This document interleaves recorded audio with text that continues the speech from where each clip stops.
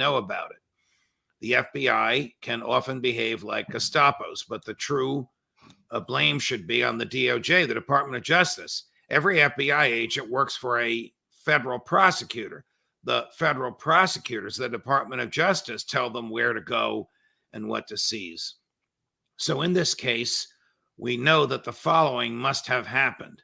The Attorney General himself, Merrick Garland, must have approved this after looking at whatever evidence the DOJ lawyers presented him. I don't know what that evidence was, but whatever it was, at least two under the law, FBI agents had to present it to a federal judge along with a federal prosecutor. So the prosecutor, the FBI agents go to the federal judge. They give him lengthy affidavits, which they have sworn to. He then puts them under oath and interrogates them himself in the privacy of his chambers. The interrogation is recorded by a stenographer, and then he decides whether or not to sign the warrant. When he signs the warrant, it must comply with the Fourth Amendment. And the Fourth Amendment is the most specific language in the Constitution. It requires that a warrant must, and I'm going to quote it now, quote, specifically describe the place to be searched and the person or thing to be seized, closed quote. So the warrant has to have great specificity to it. The fact that they went into his safe means they must have known what was in the safe. I don't know how they could know this, unless they have a Confederate working there. And they must have told the judge what was in the safe. Now, I have, in my prior life as a judge, received many warrant applications. You're talking to one of the few judges in the country that said no more than he said yes. Almost all judges say yes to whatever the warrant application is. But you have to make sure the I's are dotted and the T's are crossed. And then you check out. By breaking, meaning break down the front door, yes or no. By knocking, yes or no. At any time, yes or no. Between 9 and 5, yes or no. You check all these boxes. So they obviously checked by breaking if necessary, and they must have checked at any time because the FBI agent in charge called the head of Trump's Secret Service team at 5 a.m. saying, I have 50 agents who are going to be there in an hour. We have a search warrant. They faxed over the search warrant. The Secret Service guy said it's a valid search warrant. We can't help you, but we'll step aside. We'll open the door for you so you don't have to break it down. They did it when Trump was not there, so there was nobody to say, can you open the safe? Therefore, they had a locksmith with them, and they broke into the safe. We don't know what they took. Now, if they were looking for a cocktail napkin in which Trump played tic-tac-toe with Shinzo Abe, Merrick Garland's going to be looking for a new job. But if they were looking for and found something very serious, highly classified, like a list of the Saudis who paid for 9/11, something Trump's not allowed to have, then we have a serious issue on our hands, and he has a serious criminal issue on his hands. So there are 6 levels of classified security clearance. The president has the highest, along with the Secretary of State, the head of the CIA, the National Security Advisor, and a dozen or so other people. Once he leaves the presidency, he has none of those security clearances. So if he took top secret, and I'm going to use that phrase to describe all 6 levels, if he took top secret documents with him when he left the White House, there's no wrongdoing there because he's the president. But around noon on that day, I think while he was still in the air before he landed in Miami, he was no longer the president. And at that point, he unlawfully possessed that. Now, as president, he can declassify anything, but not by the snap of the fingers. He has to go through the process of declassification. So if he didn't declassify them, and if they're in that top secret category and he still has them, then a crime was committed. This is the same crime that Mrs. Clinton committed, for which she was not prosecuted.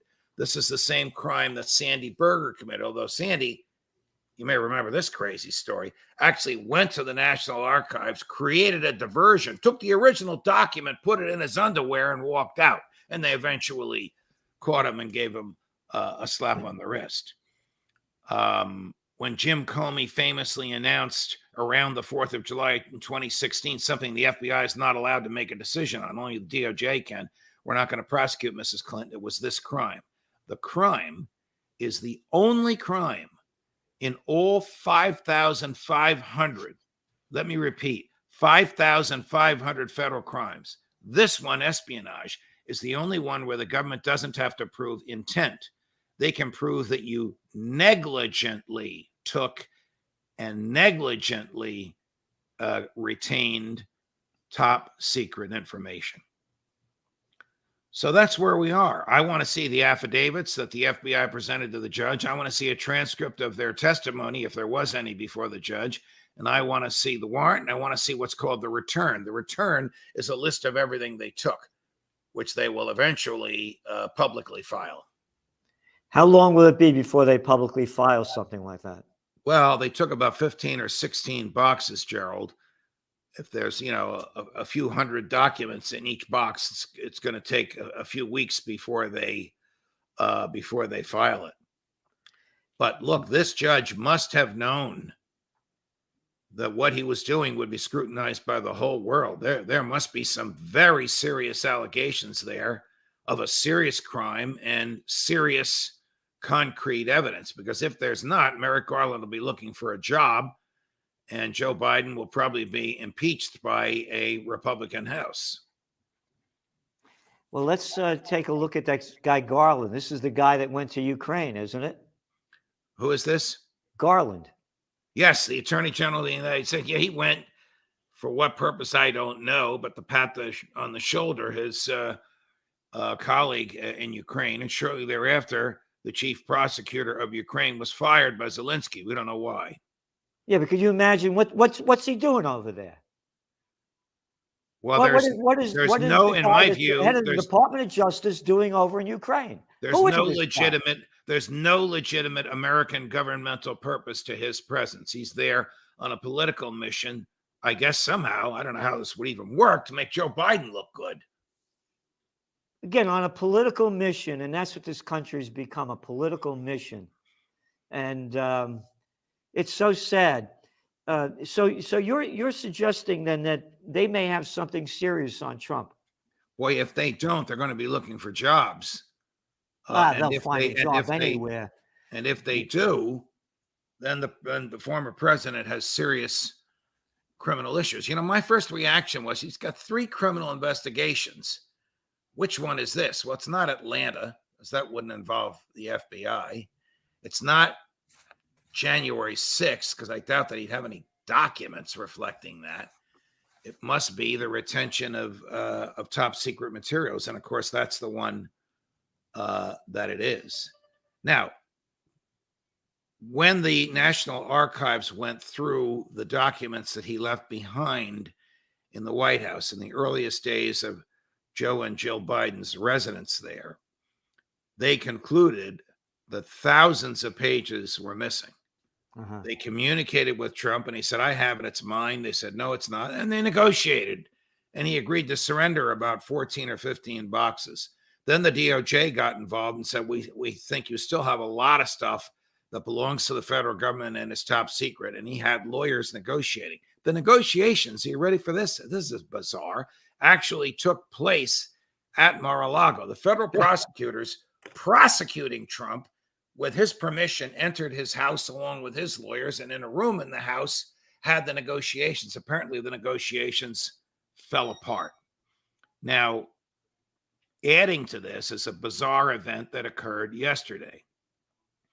Congressman Scott Perry was driving in his private car with his wife and one of his children, and the car was pushed over to the side of the road by 2 SUVs. 3 FBI agents got out and said, here's a warrant. Give us your cell phone. Give it to us right now. This is a new means that the FBI is using. This is an uptick in their aggression, stopping people in public places and demanding personal property. They did the same thing to John Eastman, the constitutional scholar, one of Trump's former lawyers, who the government alleges was a mastermind behind whatever happened on January 6th. They stopped him as he was coming out of a restaurant. Now, they had warrants, but you don't just stop somebody on a street and make them reach in their pocket and give you their mobile phone. What's in the mobile phone? Personal, financial, legal, professional, confidential, intimate, everything is in there. But this is a new technique a ratcheting up of the search and seizure procedures that the FBI has begun to follow under Merrick Garland. You know, one of our podcasts a couple of months ago, I was writing notes and listening to you, what you said, and I said, our freedom is gone. We have a government that lies, cheats, steals, and kills. Yep. Well, that's where we are. You know, the congressman has a protection called the speech and debate clause. That speech and debate clause immunizes the government from surveilling any communication he had with respect to his official work. The other aspect of seizing a congressman's cell phone, so actually seizing anybody's cell phone, is a joke. The NSA already has the contents of everybody's cell phone. We shouldn't laugh at it.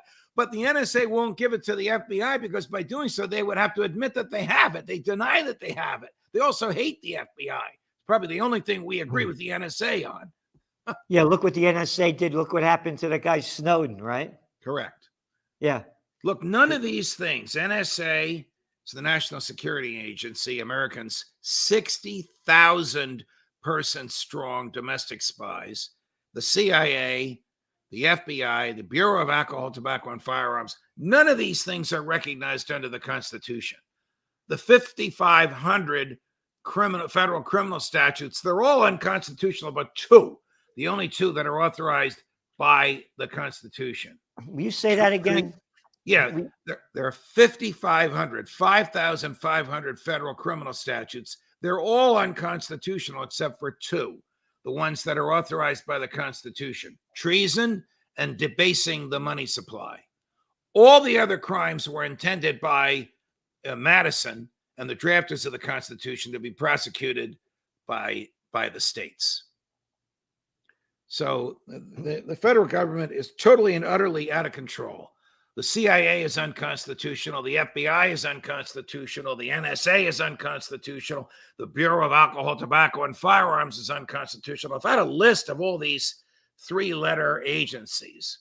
Look, yesterday on the floor of the House of Representatives, the great Congressman Thomas Massie pointed out to his colleagues that the very weapons that they were trying to make illegal, which they are calling weapons of war, are possessed by the Post Office, the Department of Education, the Department of Agriculture, the Department of Commerce.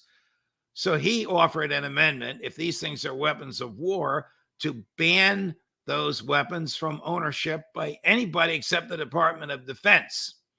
And he forced the Democrats to vote in favor of keeping weapons of war in the hands of the Post Office and the Department of Agriculture. This is absurd, but this is where the government is today. The American public needs to know this. And I'll repeat what I said at the outset, Gerald. What happened to Donald Trump happens every day of the week in America. If his name were Donald Jones, we wouldn't even know about it. Yep. Yeah, I wonder when they're going to come after me.